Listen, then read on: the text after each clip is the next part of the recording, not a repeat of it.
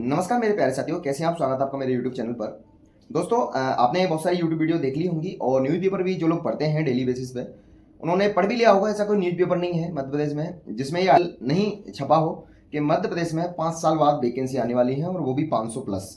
ऐसा बहुत सारे न्यूज़पेपर में अलग अलग हेडलाइंस छपी हुई है। किसी में कुछ लिखा हुआ है, किसी में कुछ लिखा हुआ है। अगर जान उन्होंने जो चेंज किया था पैटर्न में, जो चेंज ला रहे हैं, वो ऐसा नहीं कि सिलेबस चेंज कर रहे हैं, सिर्फ मार्किंग का जो सिस्टम चेंज कर रहे हैं। जैसे कि फिजिकल के मार्क्स बढ़ाना, इंटरव्यू के मार्क्स कम करना, रिटर्न के मार्क्स बढ़ाना। तो वो चीज़ें जो उन्होंने चेंज किया है उसका एक उन्होंने प्रस्ताव भेजा था। तो वहाँ से उन्होंने कुछ रिप्लाई मांगा कि इसमें अगर अपन ऐसा कुछ कर सकते हैं, संशोधन कर सकते हैं। तो एक बार दोबारा से पहुँच चुका है वो भर्ती विभाग को। ईएसबी कराएगा ये अब 99% कन्फर्म हो चुका है। विभाग नहीं कराएगा एग्जाम, ईएसबी कराएगा। उसके बाद की जो प्रक्रिया है वो विभाग द्वारा कराई जाएगी, ऐसा भी चल रहा है। लेकिन देखने वाली बात यह है कि ये बातें जो अभी हम सुनते आ रहे हैं, ये पिछले 2-3 साल से मैं सुनते आ रहा हूँ कि 5 साल बाद मध्य प्रदेश सरकार निकालने जा रही है सब इंस्पेक्टरों की वैकेंसी। तो अभी तक नहीं आ पा रही है। और इसका जो कारण बता रहे हैं, वो कारण ये ऐसा बता रहे हैं कि जो पैटर्न में जो चेंज किया है, पैटर्न में जो चेंज करना चाह रहे हैं, उस चक्कर में इतनी डिले हो रहा है। तो मेरे को तो नहीं लगता कि ये कोई वैलिड आंसर है। क्योंकि एसएससी ने कितनी बार 5 साल में अगर आप देखें तो एसएससी ने 2-3 बार पैटर्न को चेंज किया है, मार्किंग को लेके चाहे टाइमिंग को लेके। और चेंज कराने के बाद 3 बार वैकेंसी निकाल चुका है एसएससी सीजीएल, जो वैकेंसी निकालती है एसएससी द्वारा।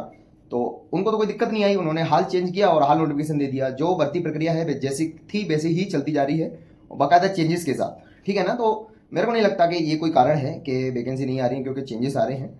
कुछ और कारण हो सकते हैं जो कोई स्पष्ट नहीं कर रहा है। वो स्पष्ट हमको भी नहीं है, ना आपको है, किसी को भी नहीं है। यूट्यूब पे आप कोई भी वीडियो देख लो, वो यही बोलते हैं कि हो सकता है इस कारण वैकेंसी नहीं आई कि पैटर्न चेंज हो रहा था। ये कोई वैलिड रीजन नहीं है, पैटर्न चेंज होने का कोई रीजन नहीं है। ठीक है ना। दूसरी बात, अब जो भी पैटर्न चेंज होगा, सिलेबस चेंज नहीं होगा। ये बात आप ध्यान रखना। क्वेश्चन का वेटेज कम हो सकता है, मतलब उसका सब्जेक्ट का। जैसे मान लीजिए पहले हिंदी के 70 क्वेश्चन आते थे, हो सकता है 30 क्वेश्चन आए इस बार। इंग्लिश के 30 आते थे, हो सकता है 50 आ जाए, 60 आ जाए, 100 आ जाए। ठीक है ना। मैथ का बढ़ सकता है, कम हो सकता है, रीजनिंग बढ़ सकती है, कम हो सकती है। और जो 1-2 सब्जेक्ट डालने की जो अफवाहें बोलूँ या कुछ भी बोलूँ, मतलब जो खबरें आ रही हैं, जो उसमें कुछ और जोड़ने की जो सोच रहे हैं, वो थोड़े बहुत नए सब्जेक्ट हो सकते हैं। बाकी जो भी सब्जेक्ट हैं वही हैं, चाहे क्वेश्चन 1 आए, चाहे 2 आए या 3 आए।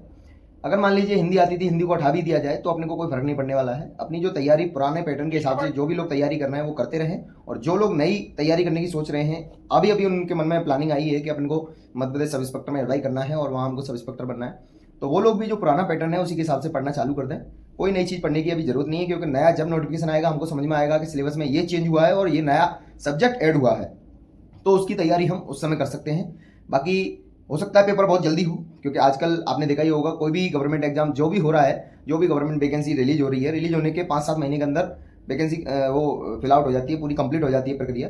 तो हो सकता है एग्जाम बहुत जल्दी हो। मान लीजिए जैसा लोग बोल रहे हैं कि नवंबर में नोटिफिकेशन आने की संभावना है और जून तक भर्ती प्रक्रिया पूरा होने की 100% संभावना है। ऐसी ऐसी बातें बोली जा रही हैं। 100% अगर बोल रहे हैं फिर भी संभावना बोल रहे हैं, हो सकता है लेट भी हो जाए।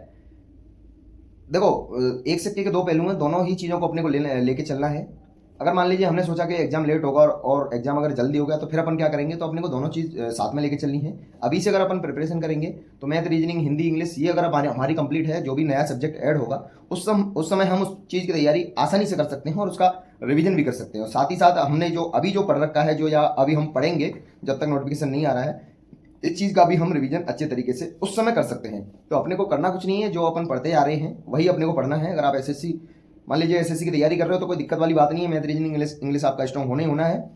और रही बात हिंदी की, तो अपन हिंदुस्तानी लोग हैं, 70% हिंदी तो हमारी यूँ भी सही होती है।